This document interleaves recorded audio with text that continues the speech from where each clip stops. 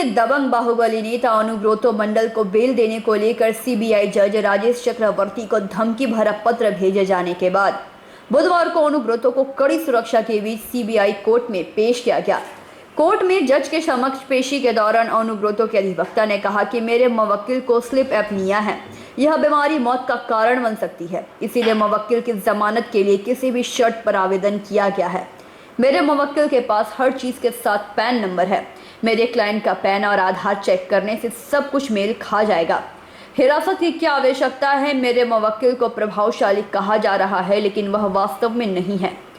न्यायाधीश ने कहा कि बीएसएफ को अधिक जिम्मेदार ठहराया जाना चाहिए।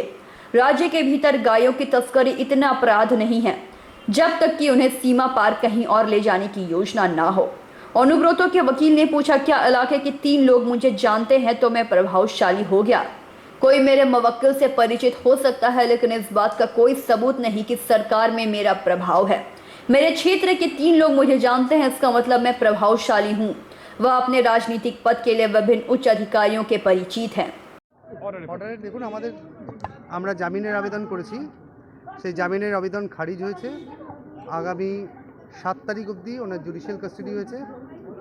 1 তারিখে ওনার যে মোবাইলগুলো সিএফএসএল এ পাঠানোর যে আবেদন ছিল সিবিআই এর সেটা এই মুহূর্তে গ্রাহ্য হয়নি, আজ হিয়ারিং হয়নি।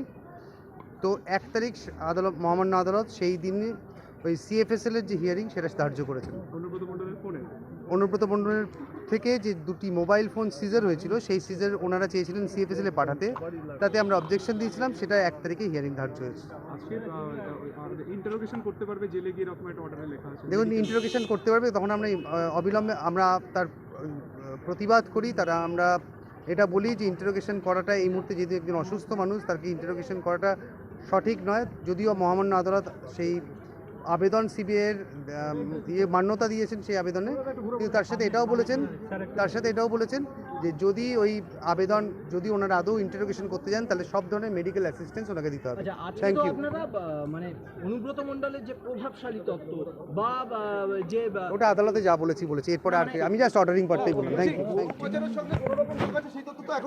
इन सभी बहस के बाद जज ने अनुब्रतो की जमानत याचिका खारिज करते हुए 14 दिनों के न्यायिक हिरासत में उन्हें भेजने का निर्देश दिया। मामले की अगली सुनवाई आगामी 7 सितंबर को होगी। इससे पहले जब जज राजेश चक्रवर्ती अपने कक्ष में जाने के लिए आए, उस समय सीबीआई कोर्ट परिसर पुलिस छावनी में तब्दील हो गया था। सीबीआई कोर्ट के गेट के पहले पुलिस ने 3 बैरिकेड्स लगा दिए थे। उसमें वादी और प्रतिवादी के अलावा किसी को प्रवेश करने की अनुमति नहीं थी। पुलिस व्यापक सुरक्षा के बीच जज राजेश चक्रवर्ती को उनके कक्ष तक पहुंचाई। पहली पेशी के दौरान माकपा और भाजपा के कार्यकर्ताओं और नेताओं ने नकुलदाना बांटा और ढोल बजाया, तो दूसरी पेशी के दौरान कांग्रेस ने मछली बेचकर विरोध किया। लेकिन तीसरी पेशी के दौरान कोई भी विपक्षी दल के कार्यकर्ता नजर नहीं आए।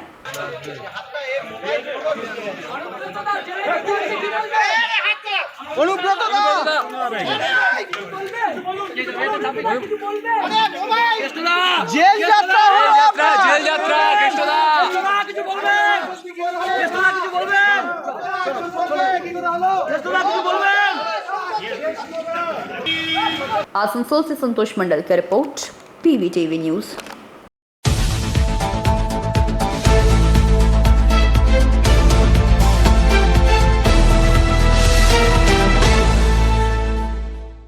दुर्गापुर बैरेज की मरम्मत को लेकर बांकुड़ा जिला शासक ने निर्देशक जारी किया है कि 24 अगस्त से लेकर 22 सितंबर तक दुर्गापुर बैरेज पर सुबह 8 बजे से लेकर रात 8 बजे तक गाड़ी नहीं चलेगी। गाड़ियों को दूसरे रास्ते से घुमा दिया जाएगा, जिससे इलाके के लोगों को काफी असुविधा का सामना भी करना पड़ेगा।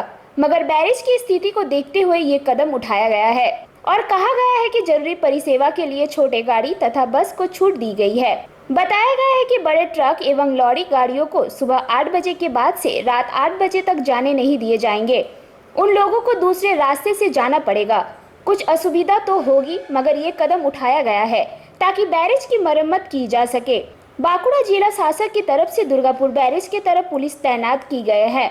वहीं दुर्गापुर की तरफ से भी कोकवेन थाना के पुलिस तैनात किए गए हैं ताकि गाड़ियों को सही तरीके से घुमाया जा सके, ताकि कोई असुविधा ना हो। আমাদের লেট হচ্ছে, যেতে পৌঁছানো যাচ্ছে না ঠিক টাইম মতো। কি চাইবে? তাড়াতাড়ি কাজটা যাতে এগিয়ে আসুক সেটাই চাইবো। 1 মাসের কথা বলা হয়েছে। ওটা 15 দিনের মধ্যে করে দেওয়াটাই বেটার হবে। আপনার আমার নাম লালটু পাল, করঙ্গপাড়া ডিমার। সমস্যা ভালো রকমই, কারণ নিত্য প্রয়োজনে যারা আছে নিত্য যাতায়াত করে তাদের তো বিরাট সমস্যা। একটা মিনিট 15-20 মিনিট ধরে দাঁড়িয়ে থাকাটা সমস্যার ব্যাপার প্রত্যেকটা মানুষের ক্ষেত্রে। আমাদের খুবই অসুবিধা হচ্ছে এই যে একদিকে ছাড়া একদিকে ধরা ব্যাপারটা। এটা 1 মাস যাবত আমরা যারা রেগুলার দুর্গাপুর টু বাঁকুড়া পুরুলিয়া যেদিকে আমরা আসা যাওয়া করি আমাদের পক্ষে খুবই টাইম টেকিং, মানে যে সময়ে জায়গায় পৌঁছাবার সেই জায়গায় আমরা সময়ে পৌঁছাতে পারছি না। এটা আমাদের জন্য খুবই অসুবিধাজনক হচ্ছে।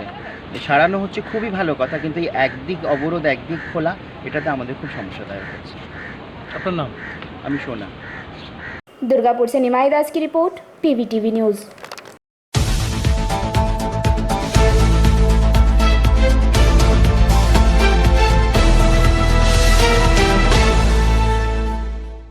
जैसे ही तृणमूल कार्यकर्ताओं ने विधान उपाध्याय के भारी मतों से विजयी होने की खबर सुनी, वैसे ही तृणमूल कांग्रेस के कार्यकर्ताओं में खुशी की लहर दौड़ पड़ी। जामुड़िया, आसनसोल, बाराबनी सभी जगह से टीएमसी कार्यकर्ता कोर्ट परिसर पहुंच गए, एक दूसरे को हरा गुलाल लगाकर बधाइयां दी। इस दौरान कार्यकर्ताओं ने ममता बनर्जी, अभिषेक बनर्जी जिंदाबाद के भी नारे लगाए।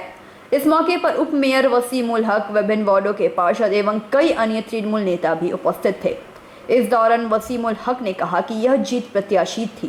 वहीं जीतने के बाद विधानोपाध्याय ने कहा कि यह जीत विकास की जीत है, यह जीत मां माटी मानुष की जीत है, यह जीत ममता बनर्जी की जीत है। इस दौरान निर्वाचन अधिकारी ने विधानोपाध्याय को विजय घोषित करते हुए उन्हें जीत का प्रमाण पत्र दिया। श्री ममता बंदोपाध्याय का जय है, हमारा नेता अभिषेक बंदोपाध्याय का जय है, उन्नयन का जय है। अब जीत के बाद आपकी पहली काम क्या होगी? पहले काम हम तो इलाका घूमे हैं, घूमने के बाद जो काम बाकी है, सबसे बड़ा प्रॉब्लम है वहाँ पर पानी, पीने का पानी का। तो पीने का पानी का ऑलरेडी हमारा सीएम ने किए हैं, वो करेंगे। बीजेपी को देखा गया है कि 3 नंबर स्थान पे आ गया है, द्वितीय स्थान पे सीपीएम, क्या बोलेंगे?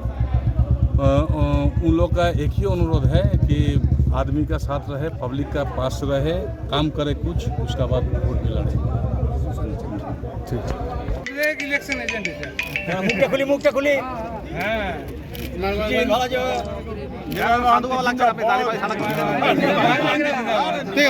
বলছেন কি বার্তা দেবেন?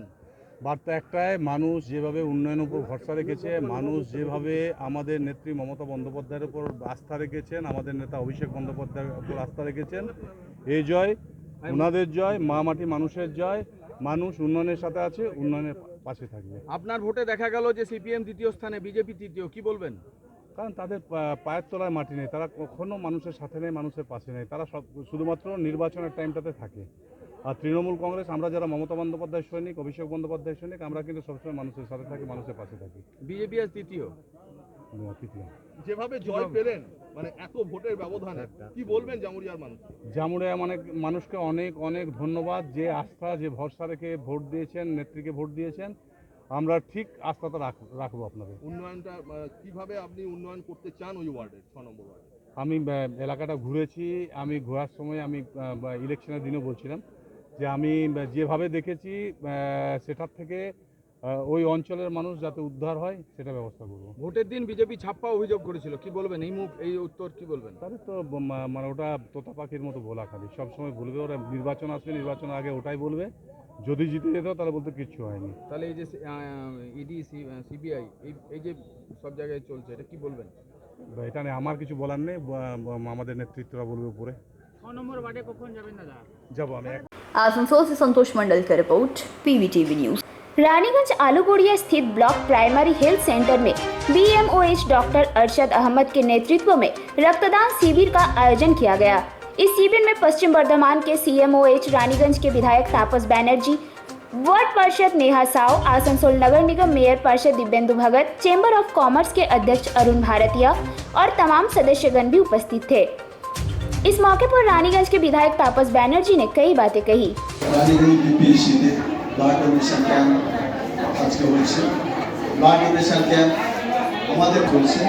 সরকারি জায়গাগুলো, বেসরকারি জায়গাগুলোতে প্রচুর ব্লাড ডোনেশন ক্যাম্প হচ্ছে। আপনারা জানেন যে ব্লাড বা রক্ত কখনো কৃত্রিম উপায়ে তৈরি হয় না। কিন্তু আজকে যারা এখানে মহৎ উদ্দেশ্য নিয়ে আজকে যে রক্তদান করছেন তারা পরম সেবা করছে মানুষের। এই সেবা যেন অনবরত মানুষের কাছে থাকে। আপনারা জানেন যে পশ্চিমবঙ্গ সরকার যেভাবে আজকে যে ব্লাড কম্পোনেন্ট সেপারেশন ইউনিট যেগুলো আজকে রানীগঞ্জ এখানে আসানসোল হসপিটালে যেগুলো চালু করেছে এই সেপারেশন ইউনিটে মাধ্যমে প্রচুর লোককে আমরা সেবা করতে পারি এবং এই সেবার মধ্য দিয়ে আমরা ব্লাড ডোনেশন ক্যাম্প অনবরত আমরা করে যাচ্ছি এবং রক্তদান এক মহাদান। এই মহাদানকে আমরা সামনে রেখে আগামী দিনে প্রচুর যেভাবে আজকে রক্ত সংগ্রহ করছেন এখানে রানীগঞ্জ বিপিএসসি যারা কর্মীরা আছেন তারা আছেন এখানে যারা এসছেন তারা এখানে তাদেরকে আমি ধন্যবাদ জ্ঞাপন করবো। এখানে যারা আমার বিঘ্নটী যারা এসছেন তাদেরকে আমি অসংখ্য ধন্যবাদ এগুলো আমার বক্তব্য। প্রোগ্রাম অর্গানাইজ করার জন্য আপনাদেরকে সবাইকে ধন্যবাদ। দেখে একটা খুব সুন্দর আপনারা প্রোগ্রাম অর্গানাইজ করেছেন। এটা প্রত্যেক বছর হয় আপনাদেরকে আশা করবো যে এরকম এই প্রোগ্রামটা চলতে থাকুক যেমন আমরা গরিব মানুষকে সাহায্য করতে পারি। Thank you so much. ऐसा है कि जब से हमारे मीर सीओएस साहब ने रानीगंज का भार संभाला है तब से मुझे लगता नहीं है कि एक दिन भी ऐसा गया है इन्होंने सोशल एक्टिविटी नहीं की हो। इनकी जो ड्यूटी है उसको करने के साथ साथ social activity vaccination camp different organisations में जाके लगवाना और रानीगंज के पब्लिक तक जाना, ये काम डॉक्टर अरशद अहमद जी कर रहे हैं। और हमारे सीओएस साहब जब से आए हैं उनके अंडर में इतना अच्छा गाइडेंस मिल रहा है इनको और इतना अच्छा काम हो रहा है जिसका मैं आपको तुलना नहीं कर सकता किसी के साथ। मैं धन्यवाद देना चाहूँगा हमारे सीएमएस साहब को, स्पेशली डॉक्टर अरशद को, कि वो जब से आए हैं रानीगंज हम लोग तरक्की देख रहे हैं। और हेल्थ के मामले में मैं अभी बात कर रहा था सीएमओ साहब से, इनके काफ़ी सारे प्लान्स हैं रानीगंज को डेवलप करने के। मैं इनको यही एश्योरेंस दे सकता हूँ कि इनके प्लान्स में रानीगंज चैम्बर ऑफ कॉमर्स इनके साथ खड़ा है, ये आगे बढ़े, हम पीछे पीछे। ব্যবস্থাপনা যদি আমাদের একটু বলেন। নমস্কার, আমার নাম ডক্টর আরশাদ আহমেদ, আমি বিওমইচ রানীগঞ্জ বিপিএসসি। তো আমাদের আজকে দ্বিতীয় বর্ষ ব্লাড ডোনেশন ক্যাম্প শুরু হয়েছে। আমাদের এক্সপেকটেশন ছিল যাতে আমাদের মিনিমাম 50 ইউনিট যাতে দেওয়া হয়। তো মোস্টলি আমরা চেষ্টা করবো যাতে আরও বেশি দেওয়া হয়, 75 to 100 দেওয়া যাতে সম্ভব হয় সেটা চেষ্টা করছি। আশা করছি সেটা আমরা টাচ করতে পারবো। বিকজ আমাদের এক হেলথ ডিপার্টমেন্ট টিম আজ এত উত্তেজিত, আর সবাই শুধু মেল স্টাফ নয়, ফিমেল স্টাফরাও, ইভেন এজেড স্টাফরাও সবাই নিজেদের হিমোগ্লোবিন পর্যন্ত বিপিএসসি তারা দিতে পারবে না। এই যে উত্তেজনা, এই যে নিজের তরফ থেকে ভলেন্টারি ব্লাড ডোনার করা, এটা বড় ব্যাপার। তো আমি সাধুবাদ জানাবো সমস্ত স্টাফদের এবং সিওএস স্যারের, যিনি এক কথায় আমাকে বলেছেন হ্যাঁ তুমি করো, তুমি থাকো। আর অরুণজিকে আমি ধন্যবাদ জানাবো, চেম্বার অফ কমার্সকে, উনি আমাদের বহুত কিছু হেল্প করেছেন, সাহায্যের হাত বাড়িয়ে দিয়েছেন। তো আমি আর বিকাশজিকেও ধন্যবাদ জানাবো যে উনি আমাদের ব্লাড ডোনেট জোগাড় করে এসছেন, এবং চয়নদা, সন্দীপদা, ওরা অনেকেই আছেন, এবং পুরো হেলথ ডিপার্টমেন্ট স্টাফকে আর আদার স্টাফদেরকে আমি ধন্যবাদ জানাবো এই ক্যাম্পটাকে সাকসেসফুল করার জন্য। সে অনেক মানুষ ভীত সন্তুষ্ট হয়ে যায় যে ব্লাড দিলে আমার শরীর খারাপ হয়ে যাবে, এরকম একটা মেন্টালিটি থাকে কিছু মানুষের। তো রক্ত দেওয়ার প্রণালী প্রক্রিয়া ক মাস পর দিতে পারে মানুষ, সেই বিষয়টা যদি একটু বলেন। দেখুন, আমাদের রক্ত দেওয়াটা মানুষ অনেকে ভয় পায়, এটা কিন্তু ভয় পাওয়া উচিত নয়। যে কোনো জিনিসের আমরা যখন ব্লাড ডোনেট করি, একটা ব্লাড দিয়ে কিন্তু একজনের প্রাণ নয়, তিনজনের প্রাণ আমি বাঁচাচ্ছি।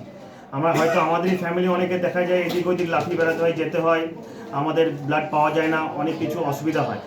এই ডোনেট করা শুধু নিজের লোকের জন্য নয়, পাবলিক সার্ভিসের জন্য অনেক কিছু আমরা করছি, এবং ভয় পাওয়ার কিছু নয়। 6 মাস পর আমাদের সবাইকে ব্লাড ডোনেট করা উচিত। আমার নাম ডক্টর আরশাদ আহমেদ, বিওমইচ রানীগঞ্জ বিপিএসসি। কি মেসেজ দেবেন কয়লাঞ্চলবাসীকে? না, শুধু ব্লাড তো আর ফ্যাক্টরিতে যাবে, ব্লাড ডোনেটই করতে হয়। এই যে উদ্যোগ বিএমওইচ নিয়েছে তার জন্য সাধুবাদ এবং তাকে ধন্যবাদ জানাই। আমাদের স্টাফরাও খুব উদ্যোগী হয়েছে, সবাই খুব উদ্যোগ নিয়ে ব্লাড দিতে আসছে। এরকম যদি সব অফিসে, আমাদের অফিসে এবং অন্যান্য অফিসেও যদি এরকম উদ্যোগটা দেখা যায় তাহলে আমাদের রক্তের ঘাটতি কোনোদিন হবে না, এটা বলা যায়। 50 ইউনিটের মতো টার্গেট। আচ্ছা, আপনার নাম এবং পরিচয় বলুন। আমি ডক্টর শেখ মোহাম্মদ ইউনুস, আমি সিএমওইচ পশ্চিম বর্ধমান। এখানে আমাদের ব্লাড ডোনেশন ক্যাম্প একটা করা হলো আসানসোল ডিস্ট্রিক্ট হসপিটালের সহায়তায়। সিওএস সাহেব ছিলেন, আমিও ছিলাম। উনি দীর্ঘদিন ধরে ভাবছিলেন যে একটা রক্তদান অনুষ্ঠান করা যায়, অনেক ব্যক্তিগত স্তরে, ক্লাব স্তরে করে, কিন্তু সরকারি ডাক্তাররা যদি করে তাহলে এটা আলাদা ইয়ে যায় আর কি। এই মোটিভেশনটা খুব ভালো। রক্তের তো সবসময় একটা চাহিদা থেকেই যায়, তো যাই হোক এটা খুব ভালো উদ্যোগ। আর এই আশাতে আরও মনে হয় আগামী দিনে এটা আরও ডেভেলপমেন্ট করবে। পরিষেবার ক্ষেত্রে কিছুটা আছে একটু ভালো, আমরা আশা করছি নিশ্চয়ই এটা ভালো হবে। আর সিএমএস সাহেব সবসময় মনিটরিং করে স্বাস্থ্যকেন্দ্রগুলো, কারণ মানুষের প্রাথমিক স্বাস্থ্য কেন্দ্রগুলোতে এখানেই মানুষ আসে। সাধারণ যারা হ্যাভ নটস তাদের তো আর কোথাও যাওয়ার জায়গা নেই, যাদের নার্সিংহোম নেই, বড় বড় ডাক্তার নেই, তাদের এটাই ভরসা এবং প্রচুর মানুষ পরিষেবা তারা পান। এদের পরিষেবাটা একটু উন্নতি করলে আরও ভালো হবে আর কি। रानीगंज से सम्राट दास की रिपोर्ट, PVTV न्यूज। रानीगंज के महावीर कोलियारी इलाके में श्री श्री सार्वजनिक दुर्गा उत्सव कमेटी की तरफ से खूंटी पूजा का आयोजन किया गया। यह रानीगंज टाउन ब्लॉक TMC अध्यक्ष रूपेश यादव मुख्य अतिथि के रूप में उपस्थित थे। इनके अलावा इस पूजा कमेटी के तमाम सदस्यगण भी यहाँ मौजूद रहे। इस मौके पर रूपेश यादव ने कई बातें कही।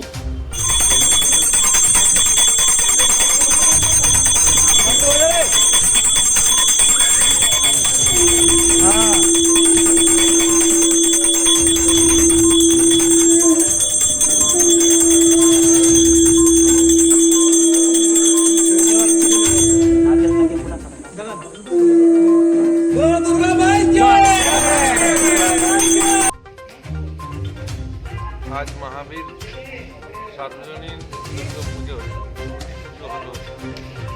विगत 2 বছর ধরে করোনা মহামারীর উৎসবটা আমরা পালিত করতে পারিনি। এবার আজকে পুজো হয়েছে আর এবার মণ্ডপ। রানীগঞ্জ শহরে সবাই জানে महावीर সার্বজনীন দুর্গা পুজোর যে ঠাকুরকার বিখ্যাত ঠাকুর, এখানকার পুজো খুব ভালোভাবে সব পুজো মণ্ডপকে কম্পিটিশন দিয়ে সবসময় এগিয়ে থাকে। 2 বছর পর আবার হচ্ছে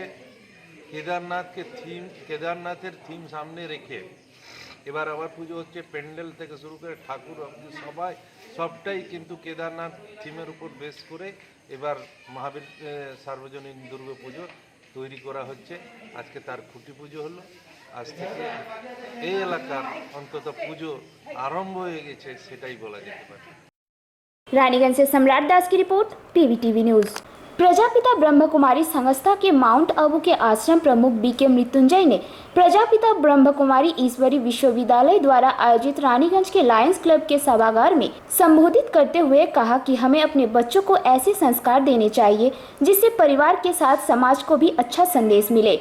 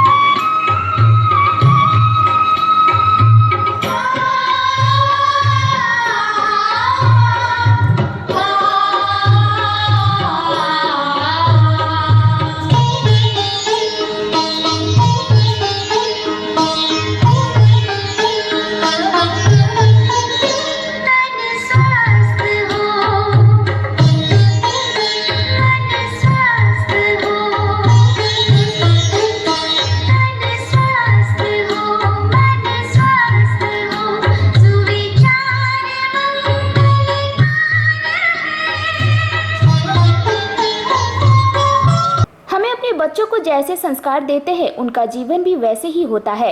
इस विषय पे उन्होंने और भी कई बातें कही। इस मौके पर कोलकाता शाखा के राजयोगी पाप, दुराचार, भ्रष्टाचार, अन्याय, पक्षपात, हिंसा, दिखावा, लोभ, क्रोध, अहंकार को घीर कर अमावस है। ऐसे में हमें आवश्यकता है कि एक ऐसी रोशनी की जाए जो अंधकार को मिटा सके। इस विषय पर उन्होंने भी और भी कई बातें कही। इस कार्यक्रम में मंच का संचालन शेफाली बहन ने किया। कार्यक्रम में मुख्य रूप से लायंस क्लब रानीगंज के अध्यक्ष संदीप केड़िया, रानीगंज बोर्ड प्रभारी एवं MIC दिव्येंदु भगत, डॉक्टर अनंत कुमार मौजूद रहे। कार्यक्रम के दौरान संस्था द्वारा बीते 12 दिन तक रोड सेफ्टी बाइक जागरूकता का उद्घाटन भी किया गया। विजयी भव श्रीचरण में अर्पणम् तव श्रीचरण में अर्पणम् शुभ स्वागतं शत स्वागतं शुभ स्वागतं शत स्वागतम्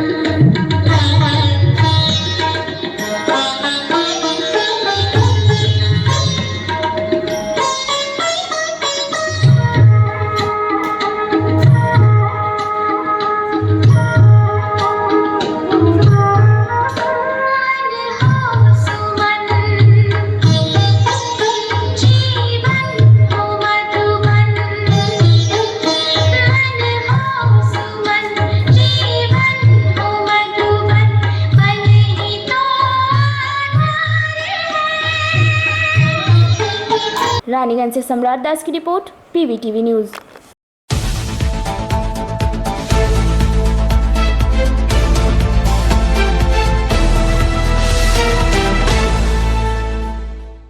बुधवार को त्रिवेणी देवी भालोटिया कॉलेज के सभागार में 2 दिवसीय राष्ट्रीय सत्र का सेमिनार का आयोजन पश्चिम बंगाल उर्दू एकेडमी एवं कॉलेज के संयुक्त तत्वावधान में किया गया। सेमिनार का विषय था समकालीन उर्दू लागू उपन्यास समस्या एवं संभावनाएं। कार्यक्रम में विभिन्न विश्वविद्यालय के उर्दू एकेडमी के विभाग अध्यक्ष वक्ता के रूप में उपस्थित थे। दिल्ली के जवाहरलाल नेहरू विश्वविद्यालय के उर्दू विभाग अध्यक्ष प्रोफेसर अनवर अलाम पासा ने सेमिनार को संबोधित करते हुए मुख्य वक्ता के रूप में कई बातें कही। इस अवसर पर अलीगढ़ मुस्लिम विश्वविद्यालय के विभाग अध्यक्ष प्रोफेसर सगीर अफरादीब और अलीगढ़ यूनिवर्सिटी के प्रोफेसर साहबुद्दीन साकिब ने सेमिनार को संबोधित किया। कार्यक्रम की अध्यक्षता मौलाना मजहरुल हक अरीब एवं फरासी विश्वविद्यालय बिहार के पूर्व वाइस चांसलर प्रोफेसर तकीर आलम ने किया। स्वागत भाषण टीडीबी कॉलेज के प्रिंसिपल डॉक्टर आशीष कुमार दे ने किया एवं कार्यक्रम का संचालन टीडीबी कॉलेज के उर्दू विभाग के प्रोफेसर डॉक्टर शमसोर आलम ने किया। कार्यक्रम को सफल बनाने में उर्दू विभाग के प्रोफेसर डॉक्टर सबारा खातून की अहम भूमिका निभाई। और अल्लाह ताला ने अपनी बहुत सारी सिफात अल्लाह सिफात करते हैं, उन सिफात में से बहुत सारी सिफात ऐसी हैं जो अल्लाह अपने इंसानों के अंदर भी देखना चाहता है। वदियत की है उसने इंसान के अंदर, उन सिफात को अल्लाह इंसान के अंदर डाल करके वो इंसान अशरफुल मखलूकात के तौर पर देखना चाहता है। और उन सिफात से अगर हम अलग हट जाते हैं, रुगरदानी करते हैं, तो जाहिर है कि हम इंसान होने का दावा मुकम्मल तौर पर इंसान होने का दावा नहीं कह सकते। इकबाल का वो शेर तख्लीक करने का जो है, ये कहकर कुफ्र के दायरे में नहीं दाखिल होता हो सकता अगर मैं ये कहूँ कि इंसान का दर्जा इस एतबार से फरिश्तों से बालातर है, ज्यादा बुलंद दर्जा है फरिश्तों का, जैसे इंसान का फरिश्तों के मुकाबले। आदम अलैहिस्सलाम को बना करके अल्लाह ने क्या हुक्म दिया फरिश्तों को? सजदा करो। इब्लीस फरिश्तों की सबसे बाहर क्यों निकाला गया? शैतान क्यों करार दिया गया? क्योंकि उसने इनकार कर दिया था सजदा करने से। ये तो मिट्टी का बना हुआ है, इस मिट्टी से बने हुए इंसान को हम क्यों, हम तो आग से बने क्यों उसको सजदा करें? ये उसके अंदर तो गुरूर पैदा हो, नाफरमानी की उसने, और उसकी पादाश में वो जन्नत से निकाला, तो ये फरिश्ते की सबसे निकाला, सरदार था फरिश्तों का जी, उसके बावजूद वो निकाला गया। घर का कोई बच्चा गैर तालीम याफ्ता बच्चा, अनपढ़ बच्चा, इलिटरेट रह गया, नामुमकिन। ये बहुत खुशाइन, ये तमाम जो ये डेवलपमेंट्स हैं, बहुत खुशाइन डेवलपमेंट्स हैं। इसके लिए मुबारकबाद देना चाहता हूँ उस कॉलेज को। प्रिंसिपल साहब जा चुके हैं, मेरी तरफ से आप उन्हें पहुँचा दीजिएगा कि हम सब उनके बेहद शुक्रगुजार हैं कि उन्होंने इस कॉलेज की जिस तरह से आगारी की है, जो माहौल बन रहा है तालीमी अदारे में, हम इसको उस तरह के माहौल का होना, घरों में, माशरे में, समाज में उस तरह के माहौल का होना जिसमें हमारी बेटियाँ बगैर किसी इम्तियाज, बगैर किसी हिचक के वो तालीम के मैदान में नुमाया किरदार अदा कर सकते। और आज तो ये तारीख से बिल्कुल वाज़ेह ये साबित हो चुकी है ये बात कि ख़वातीन के अंदर तालीम के हवाले से उनके अंदर जो जहानत है, ये जो हमारे यहाँ बैठे हुए यहाँ जो मर्द हज़रात हैं, जो वो इसको बुरा न माने, जहानत के एतबार से ख़वातीन मर्दों के मुकाबले में कहीं ज़्यादा आगे हैं और जो रिजल्ट्स आते हैं स्कूलों के, खुश हो लीजिए ज़रा, ताली बजाइए।